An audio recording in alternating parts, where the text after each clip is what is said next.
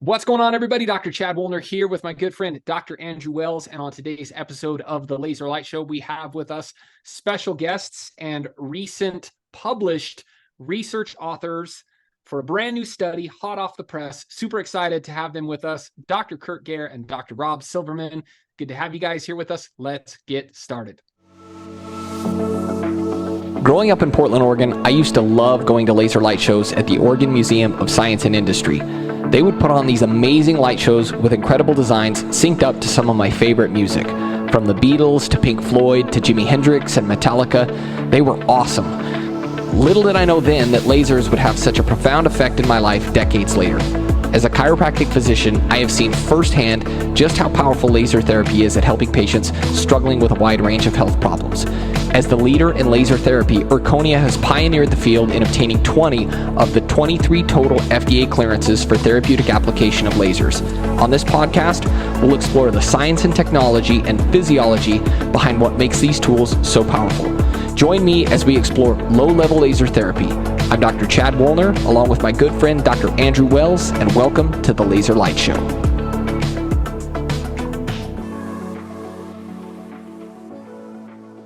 All right, everybody, welcome to the show. Super excited to have you all here with us, and super excited to have back with us yet again, Dr. Kirk Gair and Dr. Rob Silverman. Hello, gentlemen. How are you?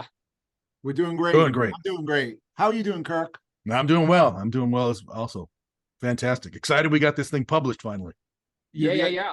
You're the guy who was wearing a mask with me for 4 years. Well, yes, exactly. Yeah, we're both in the most lockdown parts who got of the this country. One and who got this one? That's what I want to know. Oh, yeah.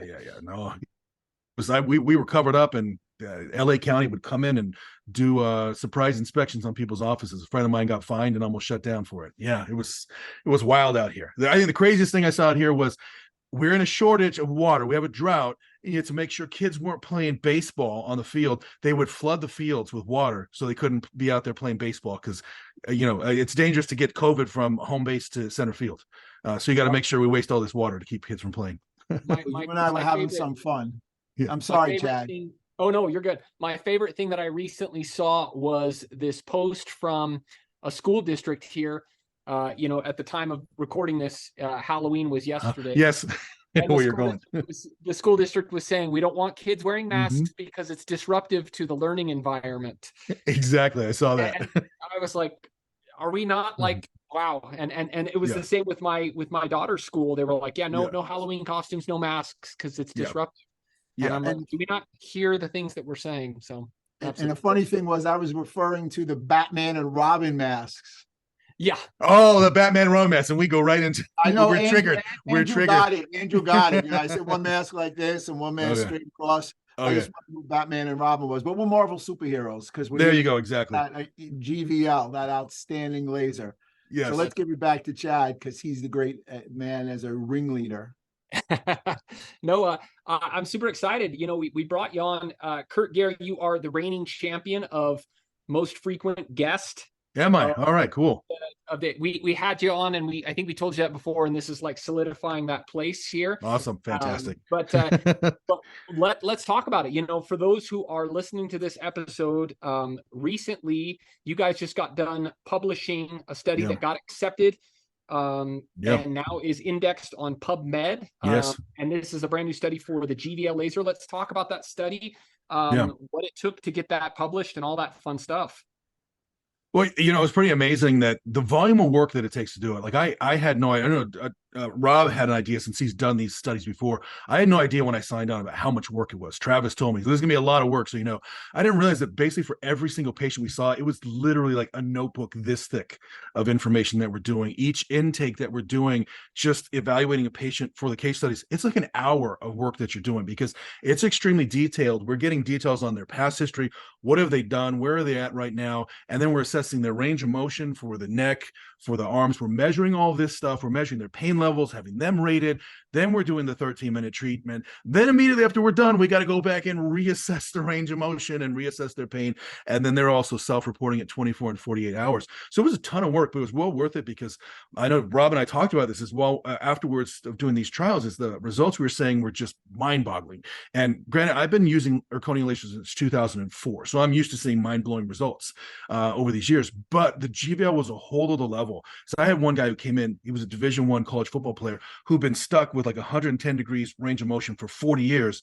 I do the 113-minute session, he goes to 170.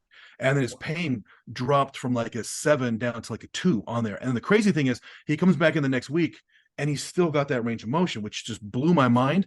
I had another girl who was had been a college volleyball player, had to stop playing because of rotator cuff injury. She'd been through PT, she'd been through PRP injection, she's done everything, and she was now coaching and was unable to coach like for spiking and serving. To the one session on her, pain's gone after 6 years, and she's out there coaching spiking and serving like just nuts. So I got concerned, and I actually contacted Travis from Erchonia and said, Travis, these results, I don't think the FDA is going to believe it, because they're so far above of everything. And he said, don't worry. He said Rob and the other doc who was doing Al Comey, they were all getting the same results. So when we submitted, because I couldn't see their data, they couldn't see mine, so we couldn't collude on anything. It's all sent to the FDA and they review it. And it was legit, just these amazing changes that we got.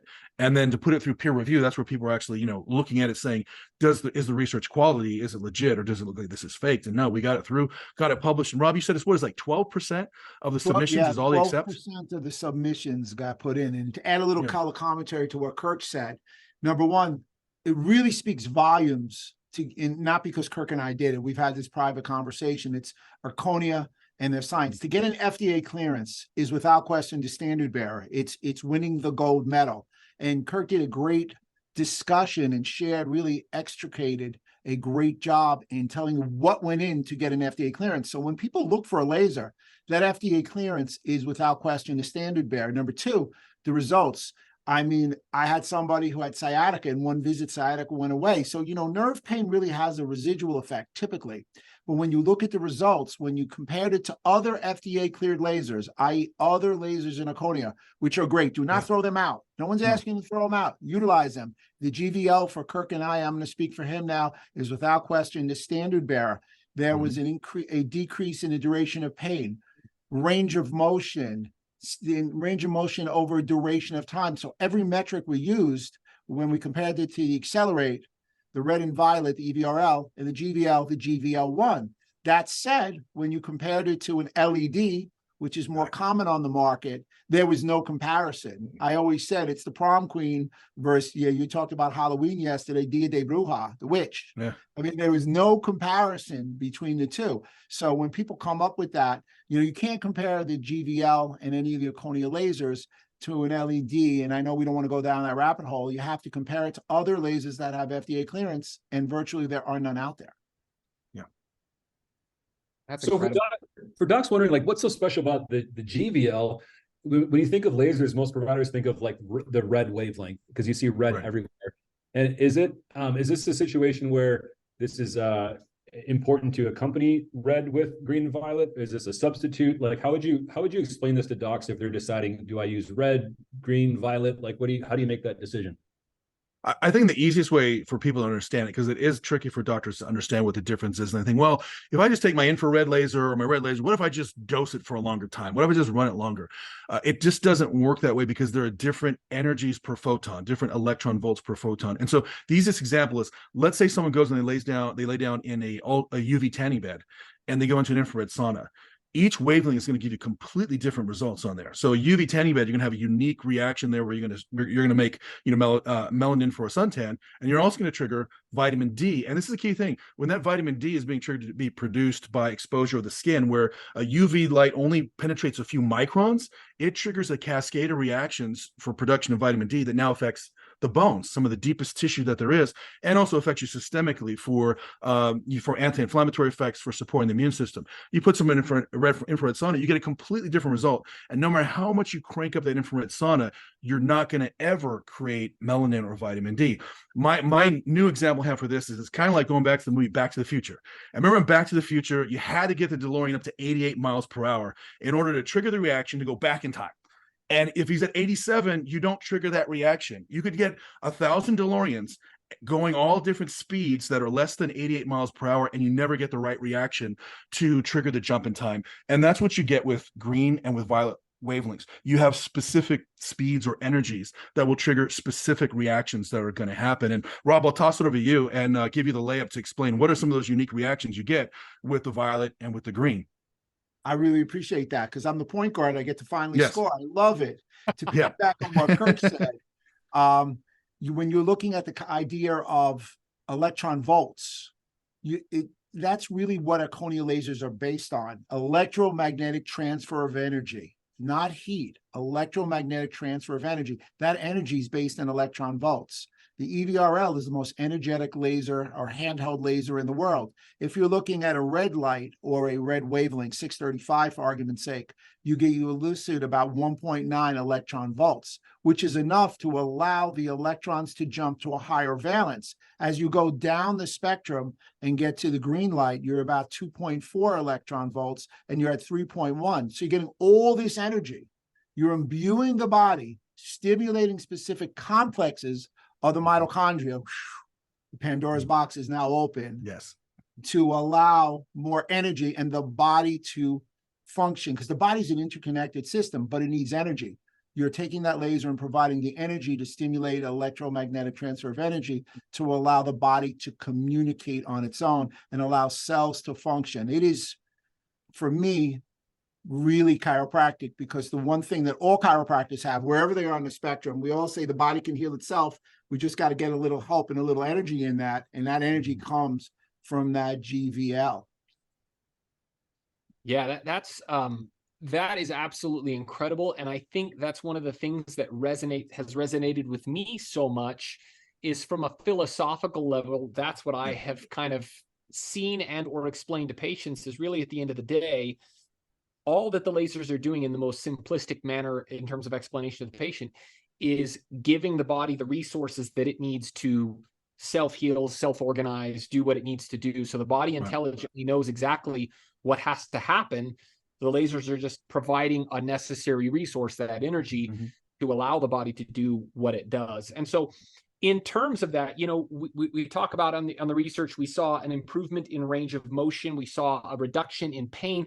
Maybe talk a little bit about what we understand in terms of some of what we do know the body is doing once it receives that energy, right? Because I know we know some, we don't necessarily know everything, obviously, but we do know some things in terms of the green and the violet wavelengths, in terms of that. So maybe both of you speak to that in terms of what's actually happening at a photochemical reaction level and beyond.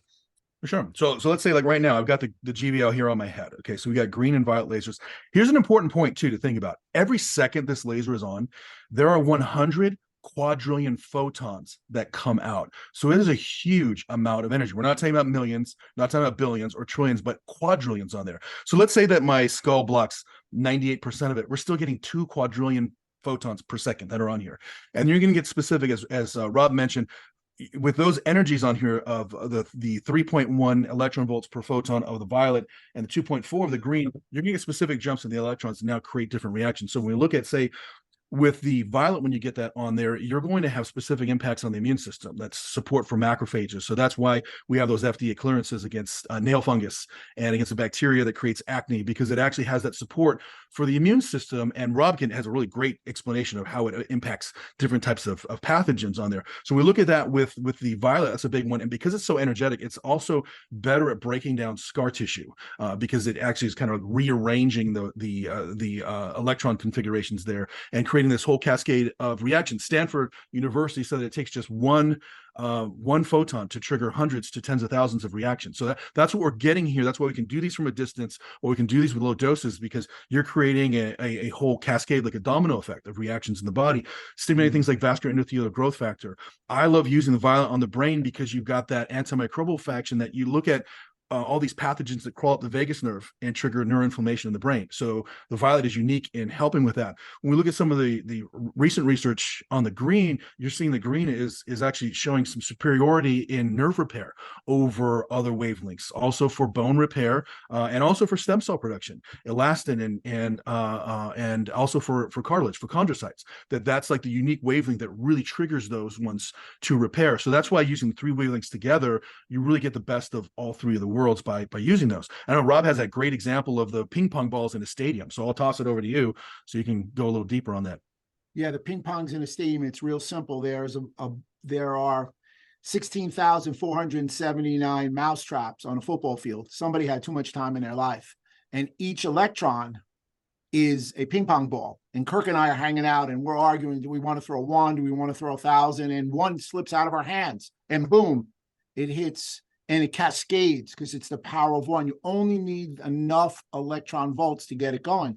That's why the laser does go through shirts. It's always a question. They're scatter, as Kurt said. However, it may be 90 or 80% scatter, but as long as 1 gets through, that's enough. To speak to immunity, because we were really using the GVL during the time of COVID. There's data that indicates that exposure to low-intense green light accelerated the antioxidant system and immune system. So that green light conditioned effectively reduced oxidative stress and promoted immune function. Green light also is great for fibromyalgia, because people say, why the green? Why do I want the GVL off the other things? Fibromyalgia. Fibromyalgia has now been shown to be an autoimmune condition because of damage to the dorsal root ganglion. So people had significant differences or improvements in pain, sleep, and quality of life. Headaches, believe it or not, no adverse events reported. We've all treated headaches. We're chiropractors. We've seen side effects to people with migraines. The green light emitting diodes result in a significant reduction in headaches per day, month, episodic and chronic migraines, all data, all studies. And let's not forget one thing, and Kirk and I will bang around with this also. The GVL, it's green, that's a new one, but it still has the staple violet. Violet's known to have more physiological outcomes because it has the most energy per photon, works in a shorter period of time. It's antiviral, antibacterial, antifungal. It has the greatest response to immune function. Now, interesting, when you combine them together, that's when you're going to have the secret sauce. That is the true dynamic duo. That's what I was trying to refer to before. That is the true dynamic duo. Interesting, the violet light kills the bacteria. Then you're getting into viruses and fungus from violet into green. So now you've got the panacea. Let's take a look at neurodegenerative diseases, most of which, as we know, now really start from the gut and go to the brain, almost all of which are autoimmune. They're bidirectional.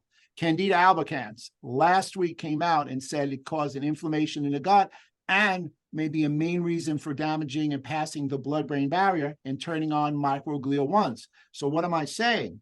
It's a component now of Alzheimer's. You have now a laser that's able to combat these type of deleterious effects. So those who love functional medicine, functional neurology, this is the tool for you. And lastly, Kirk was great. He said stem cells. Well, how does the epithelial cell in your leaky gut heal?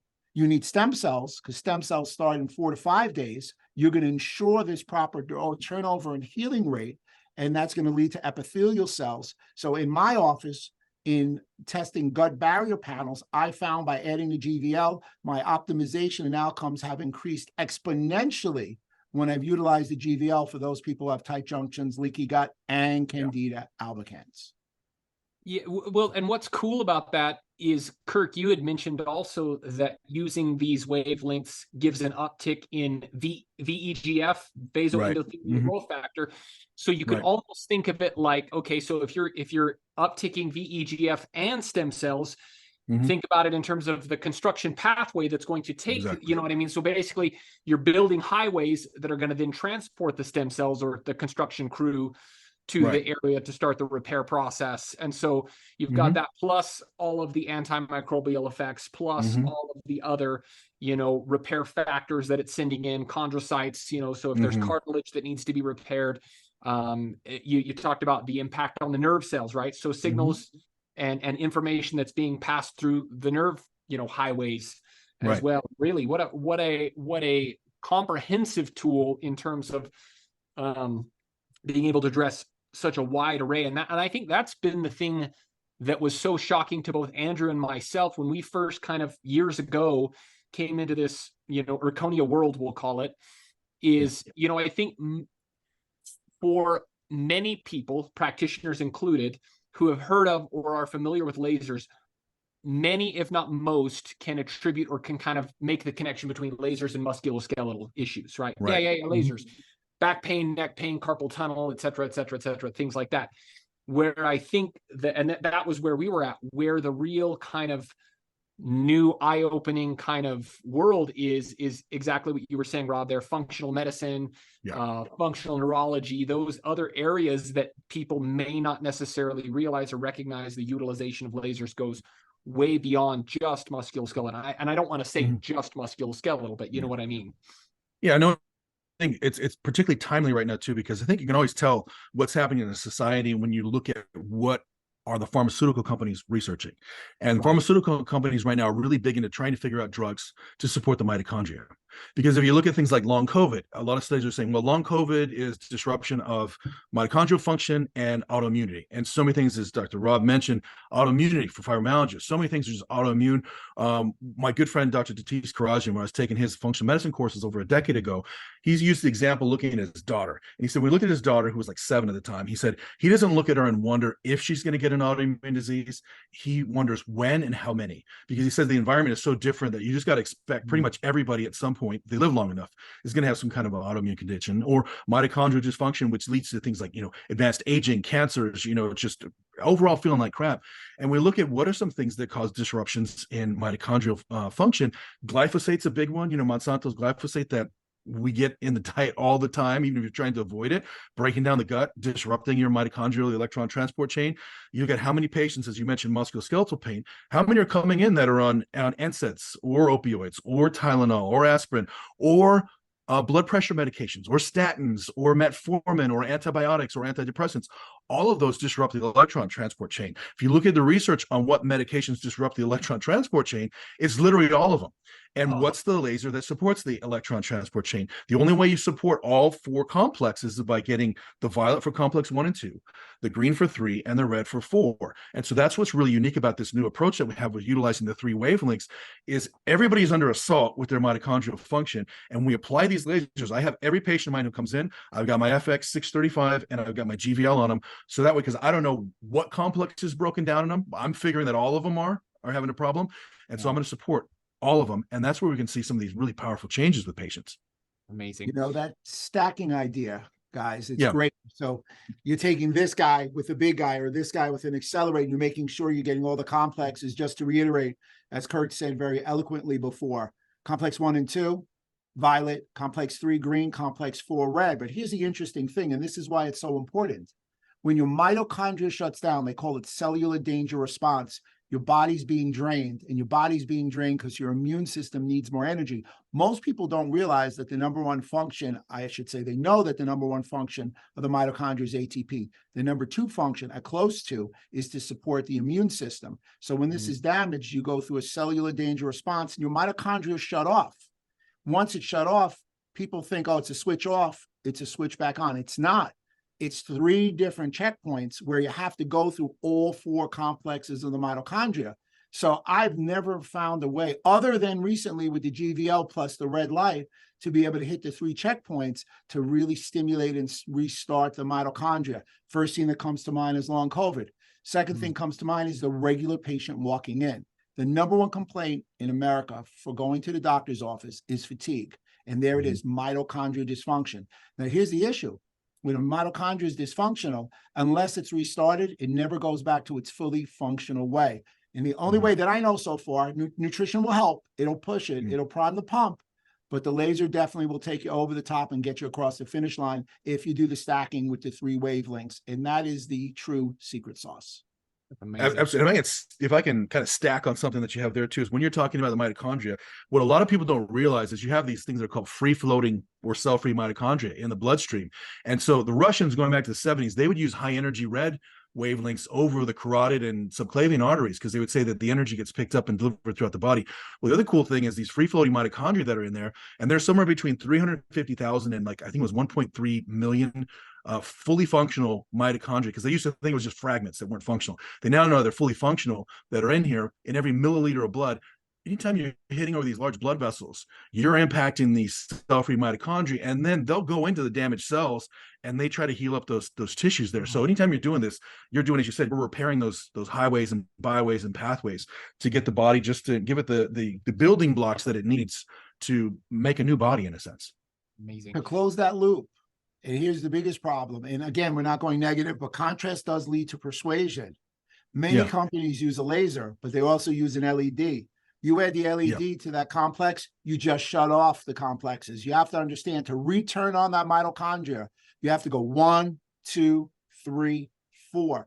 Anything that shuts it off, you start from scratch. So it's not like you run half the way, you take a break, and then you finish the other half. No, you go back to the starting line. And that's the thing that people don't realize. And again, what's most unique is these are lasers, but we're also using laser diodes to break it down. Because people are always asking me, what's the difference? And, you know, again, we never want to get negative, but I do believe in this instance, contrast does lead to persuasion. And what Kirk said was great, in that the mitochondria, they're free floating. The body's all interconnected. Chiropractors, we all know that. It's a communication, whether it's fascia, nervous system, and or blood system.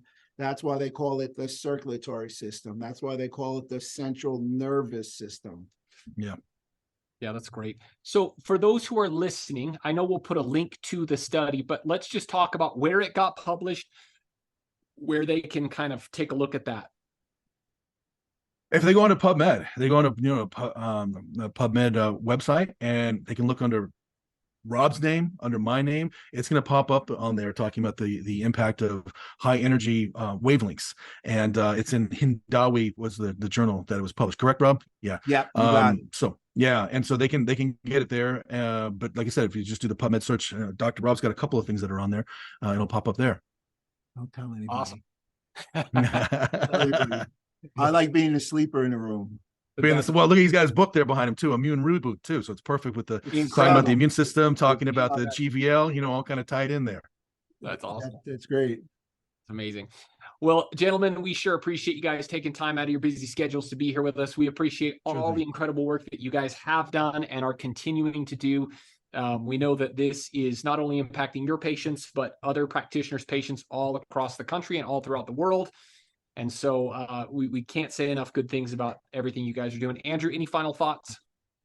Yeah, last thing, if you're a red laser owner, hopefully this episode was a really compelling reason to look into getting the other wavelengths in green and violet.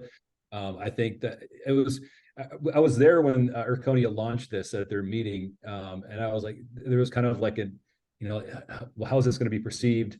And there was this initial run of laser. I think they sold out like pretty quickly. It was real fast, Yeah, GV, just based on the research that you guys did, I know they're very, very appreciative of the hard work and effort that you guys put into this. And it makes sense, guys. So if you're a red laser owner, really consider looking into getting a GVL to really have a really well-rounded approach to your laser therapy and practice. Yeah, I would second that. Yeah, I would second that. And I would say the GVL has become absolutely indispensable in my practice. I use it with my patients. As of recent, I've seen a couple really, really acute patients over the past 2 weeks who have responded very, very quickly utilizing the GVL. And so it's become, that's the word I would just say, is an indispensable part of our arsenal to help patients just get better results. Absolutely incredible. So I would second, third, fourth, whatever you want to say to what Dr. Gair, Dr. Silverman, and Dr. Wells have been saying here. So hope that this has been valuable for everybody here to kind of shed a little bit of light on pun intended, on the GVL, and just what a powerful tool this is that Erchonia has developed. We appreciate the folks at Erchonia. They're absolutely amazing, and their dedication to giving practitioners and patients better tools to help solve big problems. And so props to you guys in that whole process of the journey. We appreciate it. Super excited. Congratulations are obviously in order for this study. This is huge, and no doubt the first of many more to come for sure. So thanks again, guys, for being on with us, and thanks for listening, everybody. We'll talk to you all on the next episode. Have a good one. Thanks for listening to the Laser Light Show. Be sure to subscribe and give us a review. If you're interested in learning more about Erchonia lasers, just head on over to Erchonia.com. There you'll find a ton of useful resources, including research, news, and links to upcoming live events, as well as Erchonia's e-community, where you can access for free additional resources, including advanced training and business tools. Again, thanks for listening, and we will catch you on the next episode.